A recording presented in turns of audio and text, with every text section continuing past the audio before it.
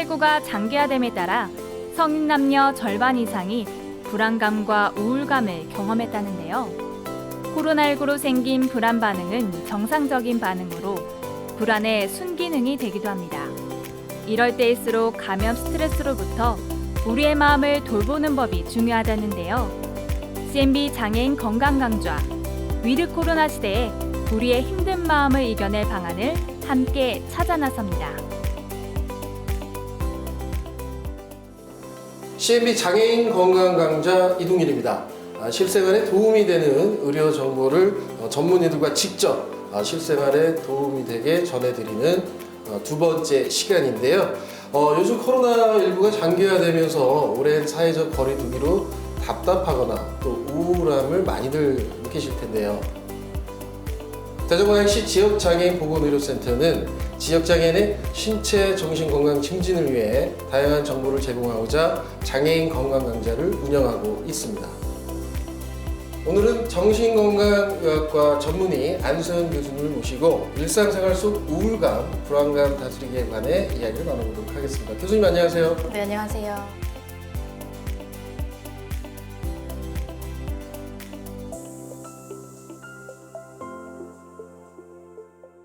교수님을 이렇게 딱 뵈니까 그냥 뵙는 순간 그 자체 그냥 좀 뭔가 모든 스트레스가 날아가는 것 같고 뭔가 치유가 되는 그런 느낌입니다. 아유, 감사합니다. 그런 얘기 좀 네. 자주 들으시나요? 뭐 그렇게 하려고 많이 노력하고 있습니다.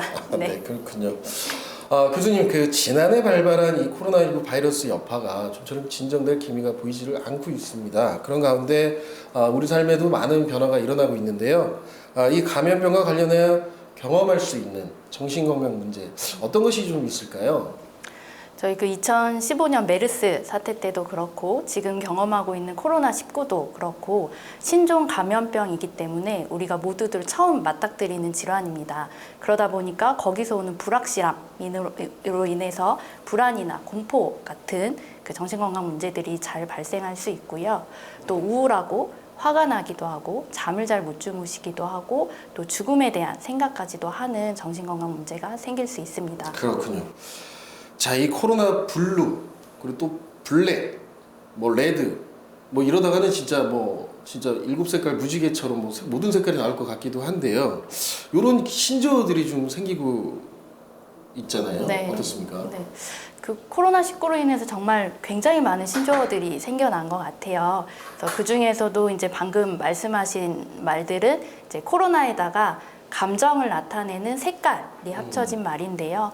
코로나 블루는 코로나로 인한 우울, 그리고 코로나 레드는 코로나로 인한 분노, 그리고 거기에 더해서 코로나 블랙은 코로나로 인한 답답함을 나타내는 말입니다. 뭐 학술적인 용어라기보다는 좀 사회적인 현상을 설명하는 거고요. 뭐 대표적으로 코로나 블루라고 하면 그 소위 그 산후 우울증 많이 잘 알고 계시잖아요. 거기서 말하는 그 우울감하고 같은 말인데요. 정상적으로 경험할 수 있는 범위의 우울감을 의미하는 것입니다. 그렇군요. 교수님, 그 약간의 자극 그런 것들이 우리 몸에 좀 좋을 때도 있지 않습니까? 그래서 혹시나 이 불안감이나 우울한 감정이 갖는 이런 뭐 나쁜 면보다는 좋은 기능도 좀 있을 것 같은데요. 네, 맞습니다. 사실 우울이나 불안이라는 거는 우리가 모두나 느낄 수 있는 정상적인 감정 중에 하나거든요.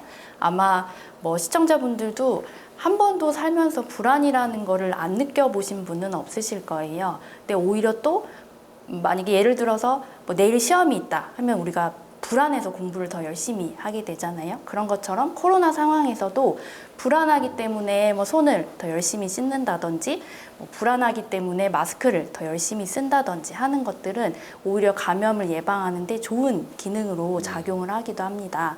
또 우울하기 때문에 뭔가 새로운 계획을 세워볼 수도 있고 화가 나서 내가 이 세상을 어떻게 좀 바꿔봐야겠다 하는 에너지로 사용을 할 수도 있죠. 그런데 문제는 이게 너무 과하게 불안해지거나 너무 예민하게 반응을 하시게 되면 오히려 몸의 면역력을 떨어뜨릴 수 있다는 겁니다. 그렇군요. 네, 교수님, 그렇다면 이제 최근 들어 환자들이 정말 어떤 증상에 좀 힘들어하고 계신지 그리고 또 이런 부분에 대해서는 좀 들어볼 수가 있는지요? 네, 먼저 불안에 대해서 말씀드려 볼게요. 사실 많은 분들이 내가 혹시 코로나에 감염이 될까봐 굉장히 많이 불안해하세요. 왜냐하면 내가 감염이 돼서 내 사랑하는 뭐 가족들이나 지인들한테 또 전파를 시킬 수도 있고, 만약에 내가 우리 회사의 첫 번째 감염자가 돼서 뭐 회사 문을 닫는다던가 하는 이런 또 좀 큰 여파를 끼칠 수도 있다는 생각에 혹시 감염됐을까봐 굉장히 불안해하시고요. 그러다 보니까 작은 증상 하나에도 굉장히 민감해지십니다. 그래서 그냥 뭐 단순히 머리가 아프거나 뭐 열감이 느껴지거나 하는 걸로도 굉장히 불안함을 많이 느끼시는 것 같고요. 또 코로나 관련한 뉴스 같은 거를 수시로 보면서 또 그런 거에 많이 노출되면서 또 불안을 느끼시기도 하는 것 같습니다. 다음은 우울인데요. 이 코로나로 인해서 사실 뭐 자영업자들뿐만 아니고 많은 분들이 이제 경제적인 손실로 인해서 스트레스를 받는 거는 정말 이루 말할 수 없을 정도로 심각한 것 같습니다. 또 우리 아이들은 학교에 갈 수가 없었고, 또 청년들은 구직 활동이 다 멈춰버렸어요. 시험을 열심히 준비하고 있는데 시험이 열리지가 않았던 거죠. 그리고 또 직장인들은 재택근무를 하게 되면서 많은 생활들이 변했고, 또 아이를 키우시는 분들은 양육에 대한 부담 때문에 직장을 그만둘 수밖에 없는 사례들도 굉장히 많이 봤어요. 또 어르신들은 뭐 노후 생활을 좀 즐기려고 하셨다던가 아니면 또 뭐 여가나 취미 활동을 준비하셨던 분들도 이런 계획들이 다 할 수 없게 돼버린 거죠. 그러다 보니까 많은 분들이 굉장히 우울하고 답답하고 또 무기력하고 잠을 못 주무시는 현상들이 많이 생겼고요. 또 여러 가지 뭐 가슴이 답답하다, 뭐 소화가 안 된다, 머리가 아프다 이런 또 신체 증상들도 많이 호소하고 계십니다. 네, 그렇군요. 뭐 저 같은 경우도 뭔가 조금 그런 불안감이 작용해서 그런지 정말 그 뉴스에 네. 좀 집중하게 되고, 또 좀 뭔가 좀 있을 때는 나가는 게 꺼려지고, 네. 저로 인해서 나로 인해서 누군가 또 피해가 갈 수 있다는 생각에 되게 좀 그런 것들을 조심했던 것 같기도 네. 합니다. 네, 그렇군요. 자, 이 아무래도 이제 오늘은 이제 장애인 건강 강좌다 보니까는 이 코로나 19로 인해서 장기화로 인해서 장애인들이 겪는 이런 어려움들도 상당히 많을 것 같거든요. 네. 그걸 좀 살펴봤으면 합니다. 그러니까 만성적으로 신체질환이나 정신질환 같은 것들을 갖고 계신 분들은 코로나19 같은 똑같은 스트레스가 와도 더 스트레스에 취약하실 수가 있어요. 그래서 보건복지부에서 시행한 2020년 장애인 실태조사에 따르면 이 코로나19가 장기화되면서 장애인 분들이 경험하신 어려움으로 첫 번째는 외출하는 것, 또 두 번째는 정서적인 안정, 또 세 번째는 의료 시설을 이용하는 것, 순서대로 나타났다고 해요. 근데 그것들이 사실 어찌 보면 굉장히 기본적인 것들이잖아요. 그래서 기본적인 것들에서도 어려움을 많이 경험하시고 계시다는 거였고요.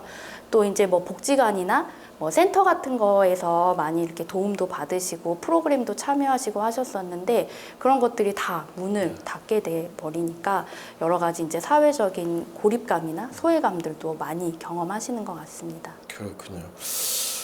자, 이 국민의 이제 70%가 넘는 정도가 이제 백신 접종을 마치고 2주간의 이제 항체 기간을 고려해서 최근 11월 1일을 기준으로 해서 단계적으로 일상의 어떤 방역 체계를 조금 전환하고 있는데 이 일상 회복이 좀 빨리 좀 됐으면 좋겠다는 마음도 다들 크실 건데요.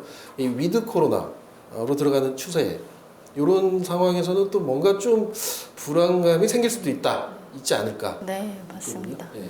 사실 위드 코로나도 우리 모두가 또 다 처음이잖아요. 그렇죠. 그러다 보니까 그 처음에서 오는 정상적인 불안이 또 누구에게나 존재할 수 있습니다. 또 이제 감염에 대한 그런 위험에 대한 불안감은 어느 정도 일정 기간 지속되실 것 같고요. 또 생활 리듬을 다시 한번 또 서서히 바꿔야 되잖아요.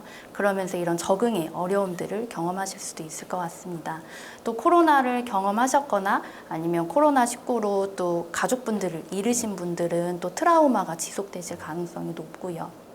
예전에 다른 재난 관련한 연구들을 살펴봐도 재난 2년 후에 오히려 자살률이 증가했다는 보고들이 많이 있어요. 그래서 많은 전문가분들이 오히려 이런 지연된 자살에 대해서도 많이 좀 우려를 하고 있습니다.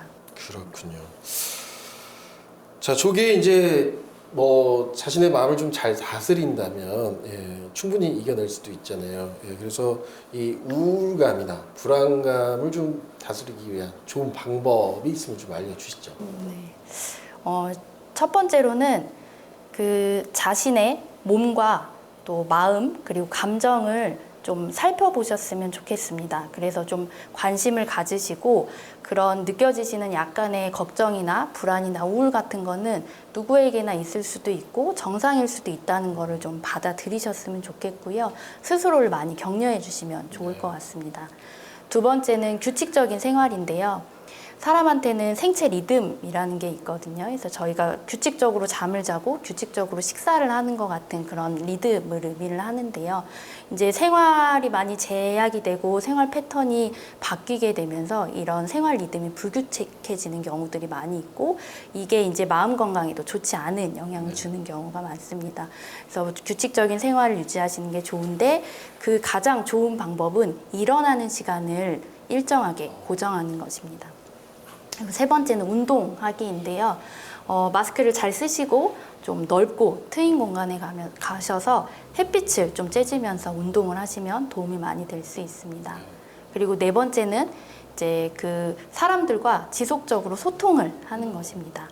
이제 좀 대면 상황이 돼서 좀 나을 수도 있기는 하지만 혹시 그렇지 못하더라도 비대면으로라도 좀 정말로 진정으로 마음을 나눌 수 있는 분들에게 뭐 따뜻한 안부를 전하고 서로를 응원하시는 것이 도움이 될 수 있겠습니다. 그리고 다섯 번째는 주변에 좀 아프거나 취약한 분들을 좀 돌아보셨으면 좋겠어요. 그래서 다른 사람을 위하는 마음은 내 면역력을 높이는 데도 도움이 많이 된다고 보고되고 있거든요. 마지막으로 여섯 번째는 정확한 정보를 필요한 만큼만 얻으시라는 겁니다.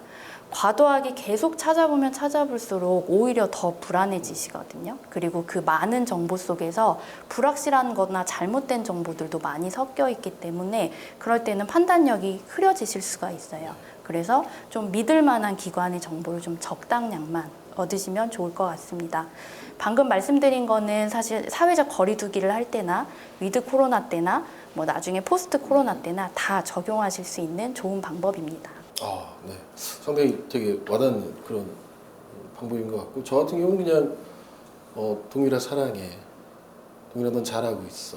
이런 걸 좀 많이 하는 네, 편이고요. 아주 좋습니다. 자존감을 높이는 데도 네, 도움이 감사합니다. 많이 되실 거고요. 운동도 좀 하겠습니다. 운동은 제일 안 하고 있어가지고요. 자 이제 그 말씀하신 뭐 불안감이나 우울하거나 그리고 답답한 기분 제 주변에도 좀 많이 보는 경우도 있고 말하는 부분인데 이런 것들은 이제 누구나 가지고 있는 증상일 수 있는데 이 기준에서 어느 정도 기준이 있다면 어느 기준에서 치료를 좀 권할까요? 저희가 단순히 그냥 우울한 마음이 든다고 해서 다 우울증이라고 하지는 않거든요. 그런데 그런 우울한 기분이나 막 모든 게 다 재미없어지는 거 이런 게 2주 이상 그리고 거의 매일 그리고 하루의 대부분을 차지를 하면서 무기력하고 피곤하고 막 죄책감이 들고 죽고 싶은 생각이 들고 또 뭐 잠자는 거나 먹는 거 뭐 체중 이런 거에도 변화가 생기면서 일상생활에도 좀 영향을 준다 하시면 병원을 가보시는 게 좋습니다. 그리고 앞서 말씀드린 것처럼 사실 약간의 불안이나 우울은 좀 정상적인 스트레스 반응일 수 있지만 과도하게 불안해하시거나 그런 공포에 너무 압도되시고 또 앞서 말한 방법을 써봤는데도 잘 안 되시면 그때는 전문가와 상담하시는 것이 좋겠습니다. 네, 잘 알겠습니다. 자, 이제 아까 방금 말씀하신 것처럼 과도하게 두렵거나 그리고 또 공포감에 압도되는 증세, 요거를 공황장애라고 하지 않나요? 그래서 최근 스트레스가 심해서 이 공황장애를 겪는 연예인도 많다고 하는데, 야, 이거 나도 공황장애인가? 뭐 이렇게 생각이 드시는 분들도 있을 것 같아요. 그래서 요거에 대한 좀 증상이나 치료법이 있으면 좀 말씀해 주실 수 있나요? 공황장애는 그러니까 갑자기 금방이라도 죽을 것만 같은 그런 불안이나 공포 그리고 그것과 함께 이제 여러 가지 신체 증상들이 같이 오는 불안 장애를 말하는데요. 그런 신체 증상에는 뭐 가슴이 답답하고 숨쉬기가 어렵고 어지럽고 메스껍고 땀이 나고 오한이 들고 뭐 손발이 떨리고 마비가 되고 막 실신할 것 같은 이런 다양한 증상들이 다 포함되실 수 있고요. 거기에 더해서 이제 이런 방금 말씀드린 걸 이제 공황 발작이라고 하는데요. 이런 공황 발작이 또 일어날까봐 미리 걱정이 되고 미리 불안한 증상이 동반되게 됩니다. 그래서 또 나타날까봐 뭔가 원래 하던 것들도 좀 회피하게 된다던가 그래서 또 일상생활에 좀 지장을 주는 장애입니다. 그렇지만 이제 약물 치료나 인지행동 치료라는 걸 해보실 수 있고요. 이런 치료를 잘 받으시면 한 80에서 90% 정도는 그 일상생활에 큰 지장 없이 생활을 또 하실 수 있는 질환입니다. 네. 자, 그래서 이제 방금 그 약물 치료를 말씀하셨는데 이제 환자분들이 그 어떤 내성이나 다른 부작용이 생기지 않을까 뭐 이런 것도 좀 걱정하실 것 같고요. 또 분명히 이거는 좀 잘못된 생각일 테지만 정신과 약을 먹게 되면 신경계 쪽에 문제가 생긴다. 이런 생각도 많이 하실 것 같은데 네. 어떻습니까? 굉장히 많은 분들이 이제 그런 걱정이나 고민을 가득 안고 저희한테 오신다는 거를 잘 알고 있기 때문에 사실 약을 드시면서도 그 나타나는 어떤 불편한 사항들을 굉장히 귀 기울여서 듣는 편이고요. 부작용을 최소화하면서도 치료 효과를 볼 수 있는 약물을 찾아드리려고 좀 최선을 다하는 편입니다. 그리고 또 장애인분들은 원래 가지고 있는 어떤 신체적인 장애나 정신장애가 있으실 가능성이 크기 때문에 드시는 약들이나 지금 신체 상태를 또 잘 검토를 하고 약을 처방해드리기도 하고요. 또 이제 뭐 내성, 의존, 뭐 금단, 중독 이런 말씀들도 굉장히 많이 하시는데요. 사실 이제 오히려 약을 꾸준히 잘 드셔서 증상이 충분히 안정이 되면 약을 서서히 줄여서 그 끊어보실 수가 있습니다. 근데 이거를 혼자 하시기보다는 정신건강의학과 전문의랑 상의를 하시면서 하면 오히려 그 과정이 더 수월하실 수 있습니다. 네. 그 요즘은 많이 좋아진 것 같습니다만 코로나19 확진자나 그 밀접 접촉자들이 이게 어떤 죄의식까지 뭐 어떤 진짜 느낀다고 하더라고요. 그래서 이 감염병에 대한 인식도 상당히 중요한 것 같습니다. 어떻습니까, 교수님? 그 코로나19 확진 판정을 받으셨거나 아니면 밀접 접촉자로 분류되셨던 분들은 일상으로 복귀를 하셔도 소위 우리가 트라우마라고 부르는 증상들, 뭐 불안하고 공포감이 들고 잠을 못 자고 악몽을 꾸시고 뭐 죄책감이 들고 하는 현상들로 일상에서 고통을 받는 경우들이 굉장히 흔하세요. 근데 거기에 이런 코로나로 인한 사회적인 어떤 낙인이나 혐오감 같은 것들이 더해지면 이 트라우마는 더 커질 수밖에 없습니다. 게다가 어떤 뭐 특정인이나 특정 집단에 대해서 우리가 또 뭐 인신공격을 하거나 신상 노출을 하는 거는 사실 그분들이 숨게 만들거든요. 그러다 보니까 더 방역을 어렵게 만들고 그런 것들에 대한 피해는 고스란히 결국에는 사회로 돌아오게 되거든요. 그래서 서로에 대한 혐오는 정말로 도움이 되지 않습니다. 네, 그렇습니다. 자, 이 스스로 마음을 다스리기 어려운 경우도 있잖아요. 그럴 때는 뭐 도움 받을 수 있는 곳이 있을까요? 그 우리 대전 지역에는 대전광역 정신건강복지센터가 있습니다. 네. 그리고 5개 구 구마다 기초 정신건강복지센터가 있고요. 그래서 본인의 주소지에 해당하는 정신건강복지센터의 위치나 전화번호 같은 거를 좀 알아두시면 좀 마음이 힘드실 때 무료로 방문 상담이나 전화 상담 받으실 수 있고요. 또 정신건강 상담은 1577-0199를 통해서도 그 전화 상담이 가능하십니다. 네, 잘 알겠습니다. 교수님 지금까지 많은 말씀들이 이제 도움이 되고 있거든요. 그런데 이제 제 편견인지 모르겠지만 이 장애인들 중에도 이제 지체 장애인이 있고 정신 장애인이 계시단 말이죠. 근데 이런 모든 사항은 좀 지체 장애인한테만 좀 해당되는 얘기가 아닌가. 왜냐하면 제가 만났던 정신 장애를 갖고 계신 분들은 다 이렇게 좀 다 해맑고 뭐 불안감이나 우울함이 없다라고 저는 느꼈거든요. 예. 이게 있나요? 어떤가요? 뭐 많이들 계시긴 한데요.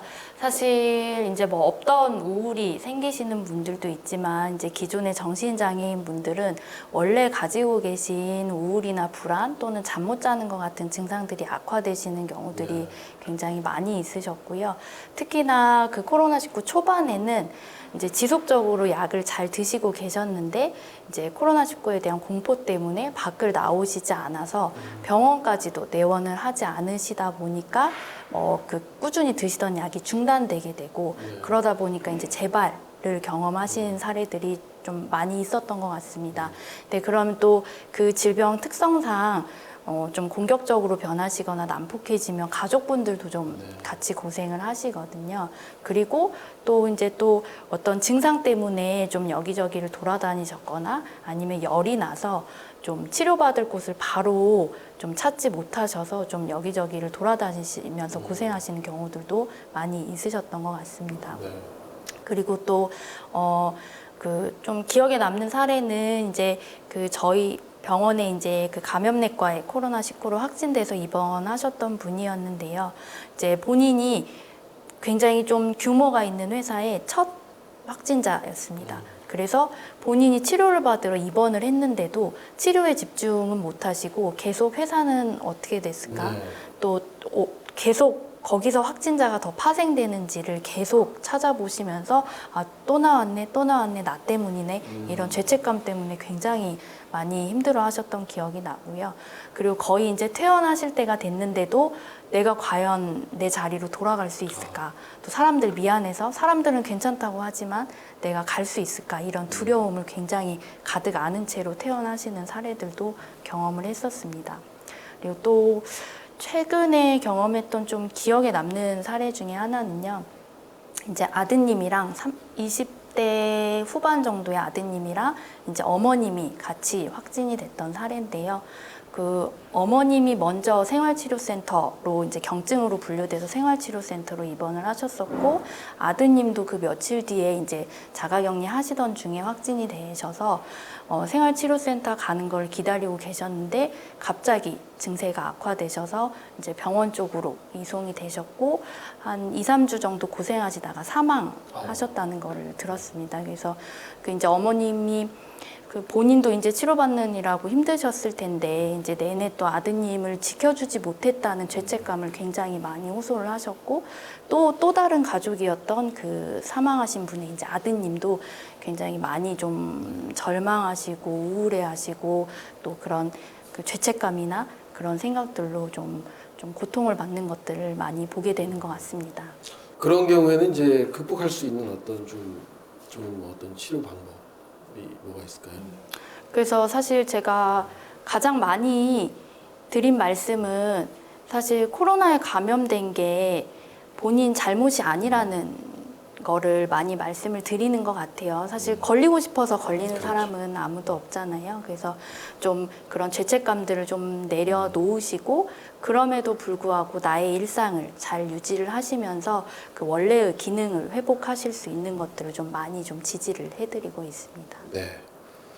자, 교수님 마지막으로 시청자 여러분께 당부의 말씀 좀 부탁드리겠습니다. 코로나19가 장기화되면서 정말 많이 지치고 힘드셨을 줄로 알고 있는데요.